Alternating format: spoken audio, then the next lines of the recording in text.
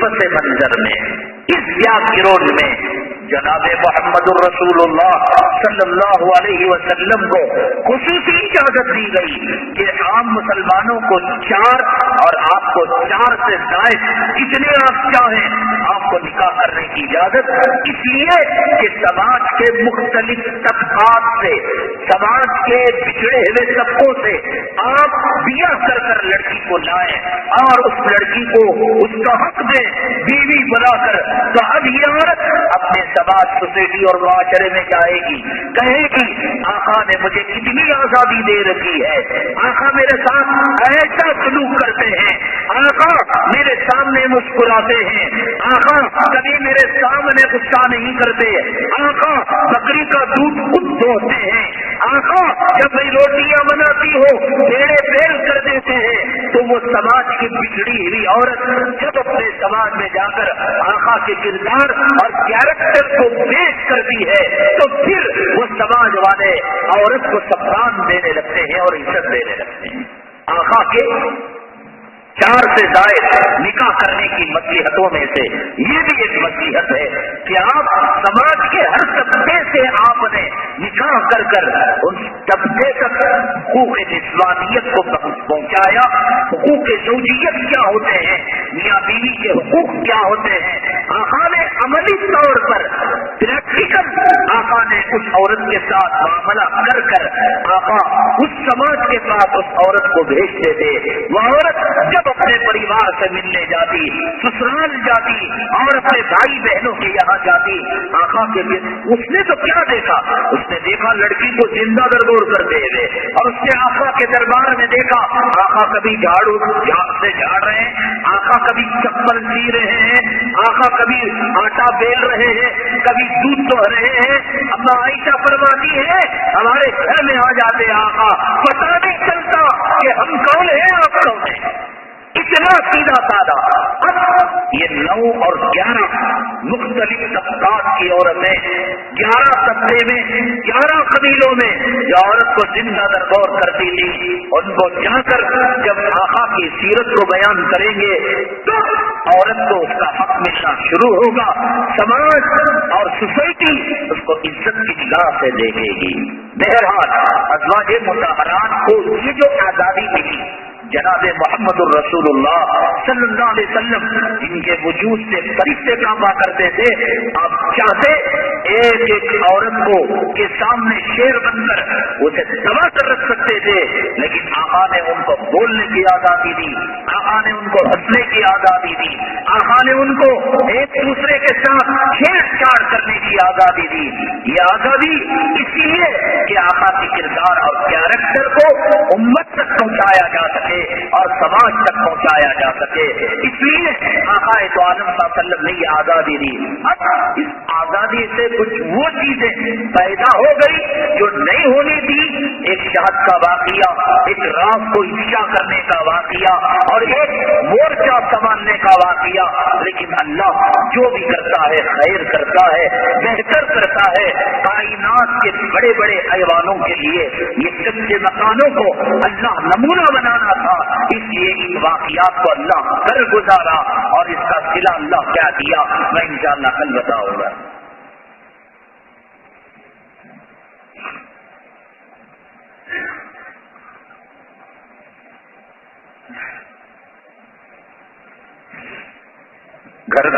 ہر عورت کے دل و دماغ کے اندر ایک فتنہ بھرا ہوا ہے کہ مجھ پر جادو کرا دیا گیا، آمینوں کے چکر وہ کاٹتی رہتی ہے، یہ کہاں تک صحیح ہے؟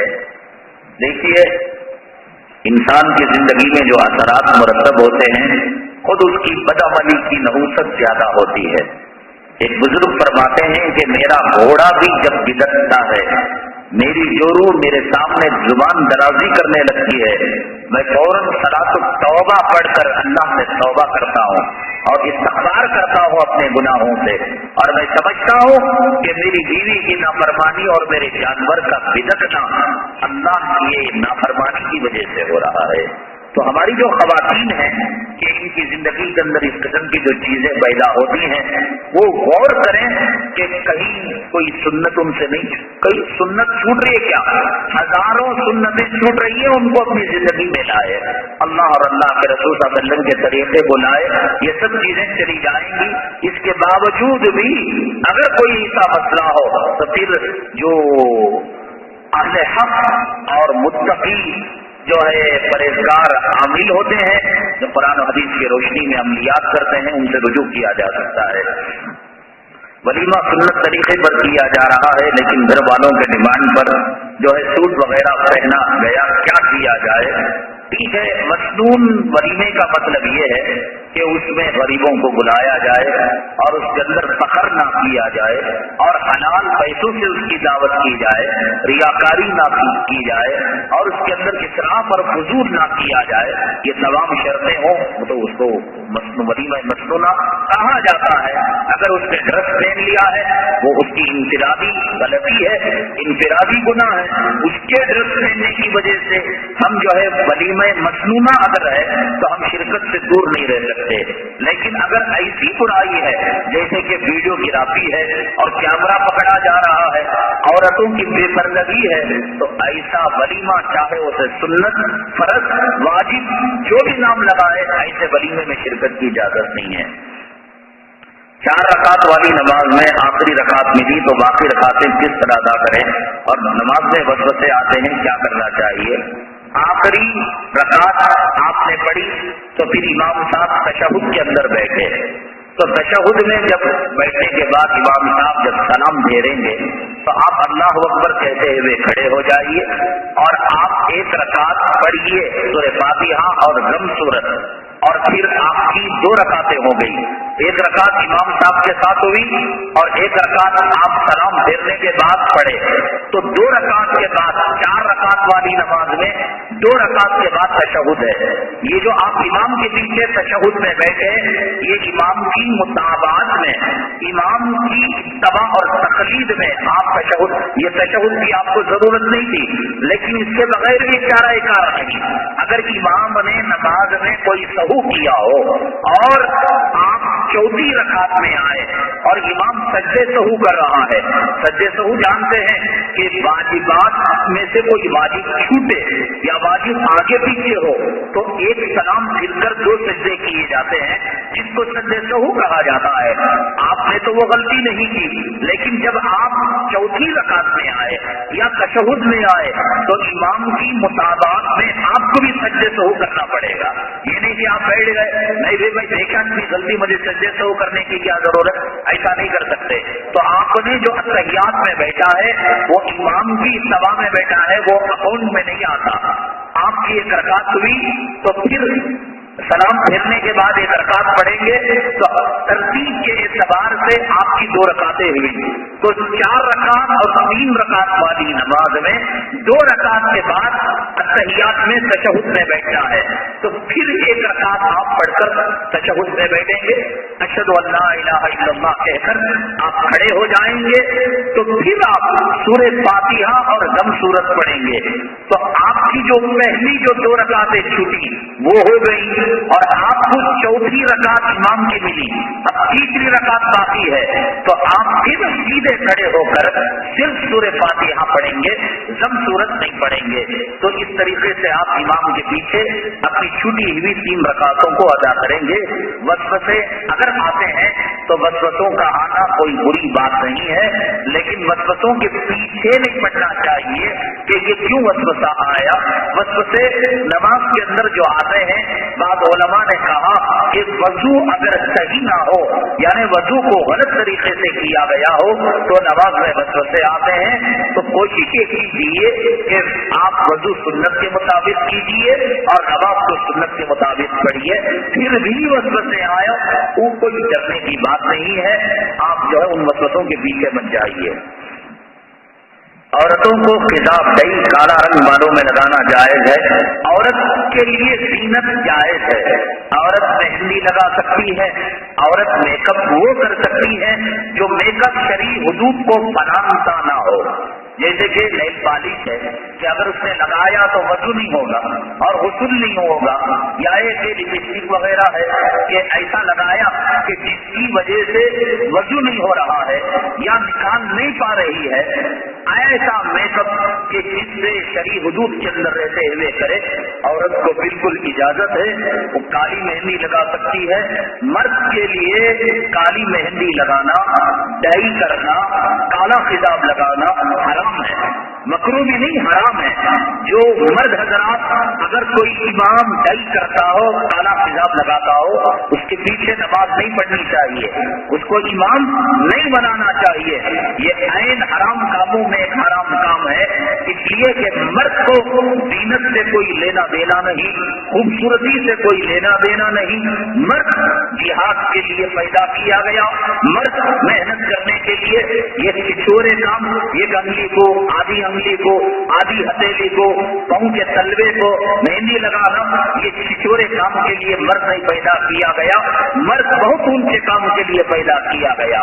ہاں، آقا کی سنت کی تعمیل میں جو نیچرل مہندی ہوتی ہے، یعنی جو عورتیں پتوں کی مہندی ہاتھ کو لگاتی ہیں، وہ مہندی داڑھی کو لگانا اور سر کو لگانا، جو لال کلر آتا ہے وہ لگانا سنت ہے۔ یہ آقا نے اس کا حکم دیا ہے اور اس کے لگانے کے کئی میڈیکل فائدے ہیں۔ یہ دماغ کو تقویت پہنچاتا ہے، یہ بلاٹ کی بیماری کو دور کرتا ہے، یہ نیند کو اچھا لاتا ہے اور یہ بلغم اور سفرے کو دور کرتا ہے۔ یہ سنت ہے تو سنت کی برکتیں ہیں۔ خضاب لگانا مرد کے لیے حرام ہے، عورت کیونکہ زینت کے لیے بنائی گئی اس کو اجازت ہے۔ دیکھیے، انہوں نے ایک ادارے کا نام لیا، جو ادارہ دیوبندی مکتب فکر اور تبلیغی مکتب فکر سے الگ ہے۔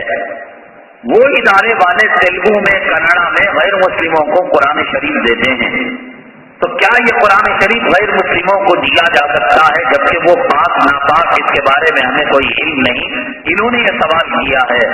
دیکھیے، غیر مسلموں کو کلام پاک کے ترجمے دیے جا سکتے ہیں، اس غیر مسلم کو جس سے عہد و پیمان لیا جائے اور اس سے وعدہ لیا جائے کہ بھائی دیکھو یہ اللہ کا قرآن ہے اور جب تم اس کو چھوؤ گے اور پڑھو گے تو پاکی کی حالت میں پڑھنا۔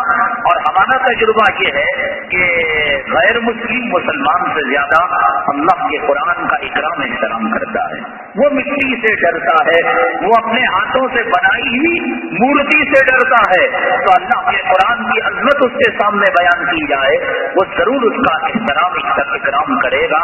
تو بہرحال جو ادارے والے یہ کام کر رہے ہیں وہ صحیح کام کر رہے ہیں۔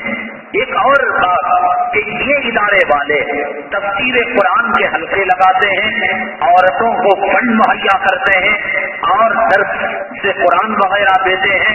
میں نے آپ کو بتایا اپنے مکتبہ فکر کے علاوہ اور مکتبہ فکر کے درس قرآن کے حلقوں میں اور دینی بیانات کے اجتماع میں ہمارے اکابرین جانے کی اجازت نہیں دیتے، پرکھنے کے لیے، آزمائش کے لیے بھی نہیں۔ یعنی کوئی کہہ سکتا ہے کہ وہ کوئی اختلافی بات نہیں کرتے، وہ سورہ فاتحہ کا ترجمہ بیان کرتے ہیں، وہ خدا کی توحید کا بیان دیتے ہیں، ضرورت نہیں ہے۔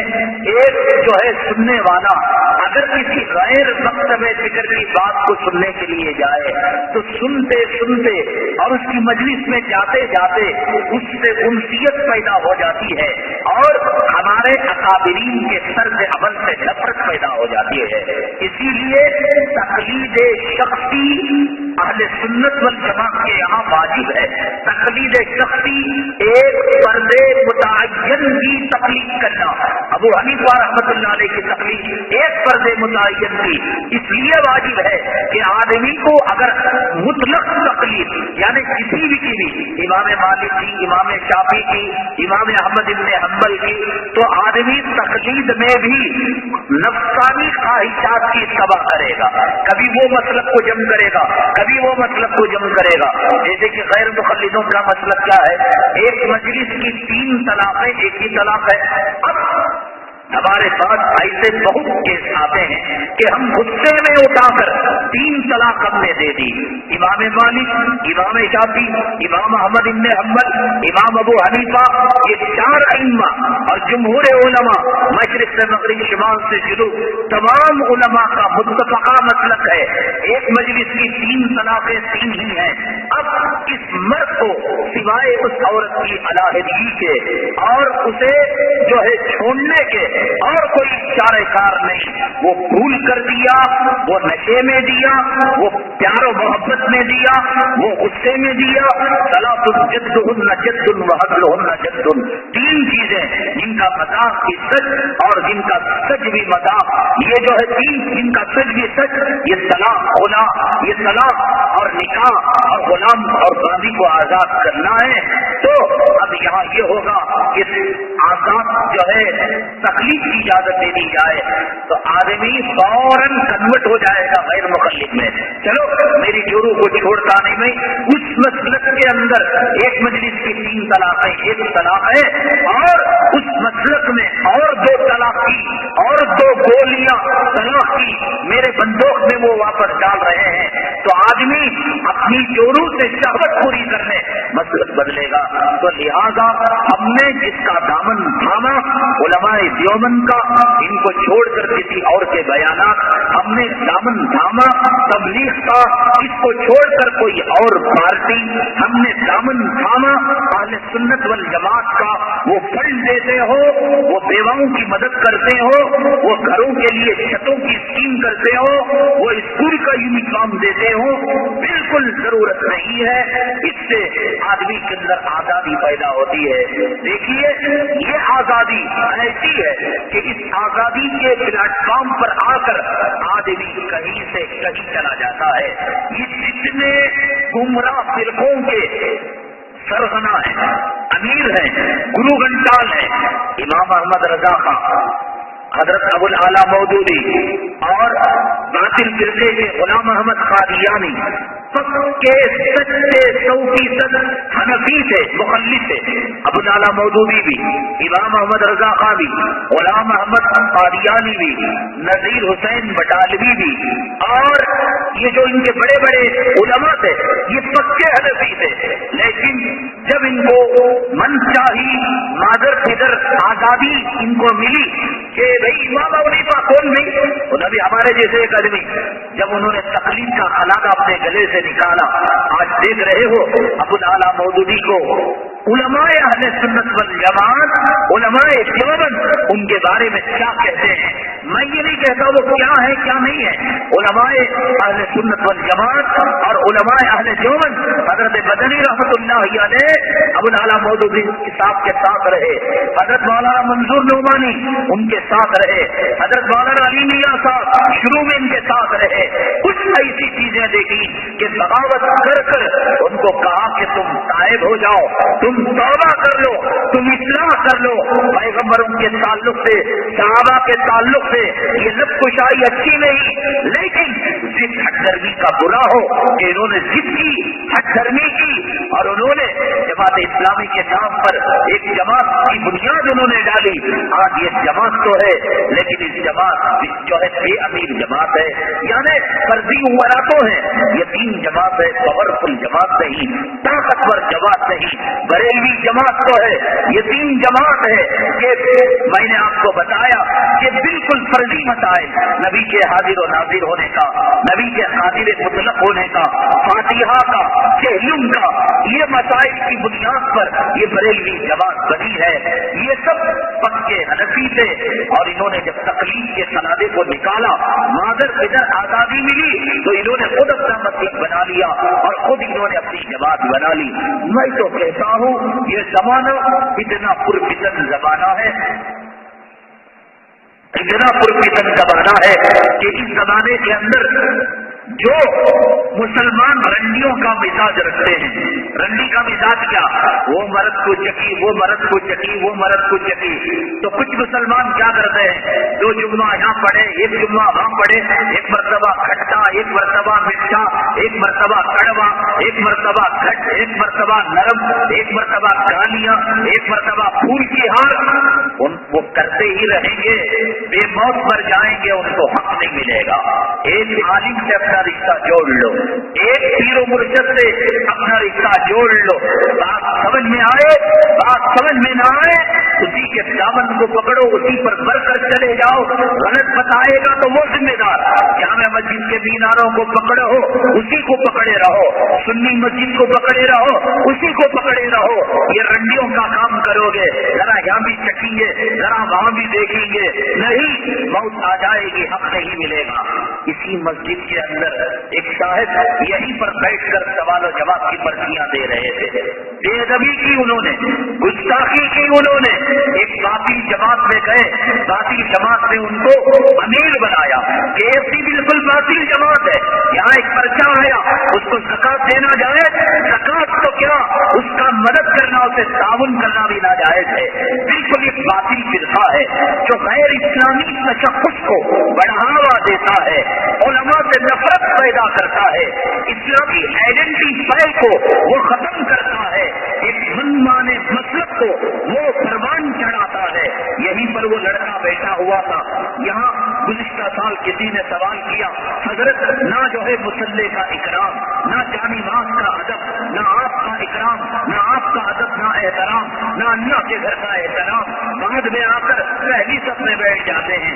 انفرادی سمجھایا تو مانا نہیں، ختم قرآن کے موقع پر ایک صاحب نے کان پکڑ کر انہیں ذلیل کر دیا، اب انہوں نے اپنی بے عزتی محسوس کی کہ باطل جماعت، اگر میں نورانی مسجد کو چھوڑوں، اگر میں دیوبندی مسلک کو چھوڑوں، اگر میں تبلیغی اور سنیت کو چھوڑوں، باطل فرقے مجھے بادشاہ بنا کر رکھیں گے، مجھے 35-40 ہزار روپے تنخواہ دیں گے، مجھے ایسی مکان دیں گے، مجھے کار دیں گے، مجھے ڈرائیور دیں گے، میرے رب کی قسم میں کوئی دھمکی کی بات، میں کوئی بڑکنے کی بات نہیں کر رہا ہوں، باطل فرقوں کا یہ وتیرہ رہا ہے کہ اہل حق کو وہ خریدتے ہیں، ان کے زمینوں کی وہ بولی لگاتے ہیں، تو لہذا یہ لڑکا گیا اپنے حلقے کا KFC کا امیر بنا، اس کی ٹوپی نکلی، ہیٹ آئی، اس کا جبہ نکلا، شرٹ آیا، اس کا پاجامہ نکلا، جنس پینٹ امریکہ کا اترن آیا، اور جماعت کی نماز گئی، علماء کے بیانات گئے، اب خود محدث بن گیا،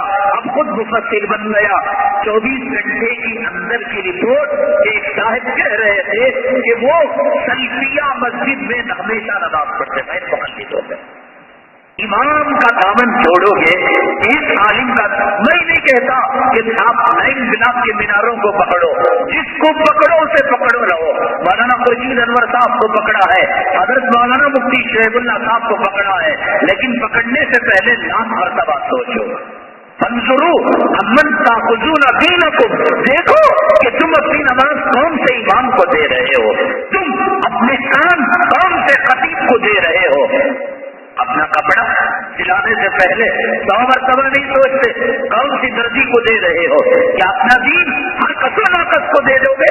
بیڑی پھونکنے والا، سگریٹ کا دم مارنے والا، گانجا مارنے والا، داڑھی کٹانے والا، چوروں کو بے پردہ بھیجنے والا، ایک جو ہے شہر کے اندر امام صاحب ہے، سیکرٹری صاحب کو رکھو، کیبل کلیکشن گھر میں ڈالا ہے، بیڑیاں اتنے پھونکتی کہ اہدنا الصراط المستقیم یعنی بیڑی کی کھکار لیتے ہیں۔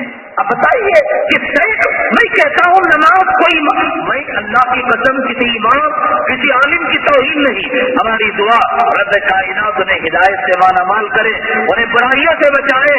آپ کی عقل کو کیا ہو گیا؟ عقل پر پردہ پڑ گئے، 4 آنے کی چھٹی بھی لینے 4 دکان دیکھتے ہو، اور نماز جو دین کا ستون ہے اور دعوت و تبلیغ جو دین کی اساس و بنیاد ہے، یہ ہر کسی کو دے دو گے تم۔ اپنے گھر بہو لانے کے لیے پہلی لڑکی کو تم چن لو گے، وہ لڑکی میں 17 آئے، وہ خاندان میں 17 آئے، تب جا کر تم جو ہے کسی بہو کو ڈھونڈ کر لاتے ہو۔ نماز سستی ہے، اذان سستی ہے، قرآن کی تعلیم سستی ہے، جماعتیں تحریکیں سستی ہیں کہ جس تحریک کو دیکھا آپ نے ووٹ دے دیا، جس نے اچھا بولا آپ اس کے پیچھے چلے گئے۔ دلیپ کمار نعرے والی پرجوش تقریر کرتا ہے، میں چیلنج کے ساتھ کہتا ہوں بنگلور کے مساجد کے 90% خطیب دلیپ कुमार की तकरीर उनके सामने, दिलीप कुमार की तकरीर के सामने उनकी तकरीरें बेकार हैं, तो क्या आप दिलीप कुमार की तकलीफ करोगे, इत्तबा करोगे? हर चमकने वाली चीज सोना हो जाएगी, हर खनकने वाली चीज जो है तैयार बन जाएगी। अल्लाह ने समझ दी, अल्लाह ने अकल दी है, पहचानो हक क्या है, बातिल क्या है। उस लड़के को मैंने बताया, देखो आज उसका शक्ल देखो, आज उसकी दाढ़ी देखो, आज उसके चेहरे पर काली नहुसत के धब्बे, आईना ईमान का लगा कर देखो, अंजाम देखो क्या होता है। एक दामन से जब गाय और बैल जानवर ये सोचकर ये मेरा मालिक है, मेरी आजादी को इसने छीन लिया, मेरे नाके में रस्सी डालकर ये खूंटे से बांध कर रखता है। जब बैल और बकरी मालिक के खूंटे से नाका तोड़ती है और गांव के अंदर जाती है तो गांव के बच्चे उसको पत्थर मारते हैं, मजाक करते हैं। कोई उसके कान पकड़ कर खींचा, कोई उसके पीठ पर सवार हो गया, किसी खेत में गया, वहां किसान डंडा मारा। जब तक ये गाय और बैल नाके में रस्सी डालकर मालिक के खूंटे से बनी थी, समाज उसको इज्जत देता था, माशरा उसे निगाह में बिठाता था, उसकी बोली लगती थी, उसके खून और दूध की कीमत थी। और जब इसने नाके को तोड़ा और इसने रस्सी को तोड़ा, बच्चा इसे पत्थर लेकर मारने वाला हो गया। किसी आलिम से नाता जोड़ लो, किसी पीरो मुर्शिद से अपने आप को बांध लो। अब परखने का जमाना नहीं, ये आलिम में कितने किलो इखलास है, वो आलिम में कितने किलो तकवा है। जिसको मुनासिब समझो, लेकिन समझने से पहले करोड़ मरतबा परखो। उसकी आमदनी क्या है, उसकी प्रॉपर्टी क्या है, उसकी सवारियां क्या है, उसके घरेलू हालत क्या है, उसका खाना क्या है, वो दावतों को जाता नहीं जाता, वो दोस्ती किन लोगों से रखता है, वो पैसा कहाँ लेता है, कहाँ खर्च करता है। परखो और एक मरतबा देखो तो जैसे आप तकबीर तहरीमा अल्लाह अकबर कहकर नमाज इमाम को दे देते हो, तो क्या मुझे पूछते हो क्या इमाम साहब तुमने गुस्ले जनाबत सही किया? क्या हजरत तुम ना मालूम कि गुस्ल के कितने फर्जा होती, क़ियाम के क्या आदाब हैं? दे दिया तो दे दिया, एक मरतबा दे दिया, आंखें बंद कर आप उसके नक्शे कदम पर चलो। अगर गलती होगी अल्लाह उसे पूछेगा, आपको नहीं पूछेगा।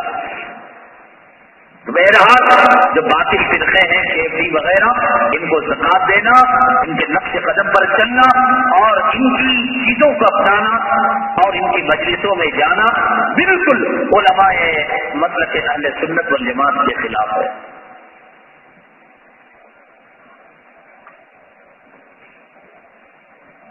अब्दुल बशीर साहब की तबीयत नासाज है, अल्लाह ताला उन्हें सिर्फ शिफा नसीब फरमाए। इब्राहिम और जनाब साहब साहब मरहूम, अल्लाह इनकी मग़फ़िरत फरमाए। नबी अकरम शफी आज़म वाली नातों वाली सीढ़ी बहुत सारे अहबाब को मिलने से रह गई और तारीखी मकामात की भी सीढ़ी आज जो है पेश खिदमत में जाते हुए हासिल करते हुए जाएं। इस्लाम में पर्दे की हकीकत क्या है, औरत से, औरत मर्द से, बच्चों से, हजरत थानवी रहमतुल्लाह अलैह की बड़ी जबरदस्त तकनीक है, इसको हासिल करते हुए जाएं। अल्हम्दुलिल्लाह रब्बिल आलमीन वस्सलातु वस्सलामु अला सय्यिदिल मुरसलीन व अला आलिहि व सहबिहि अजमाइन।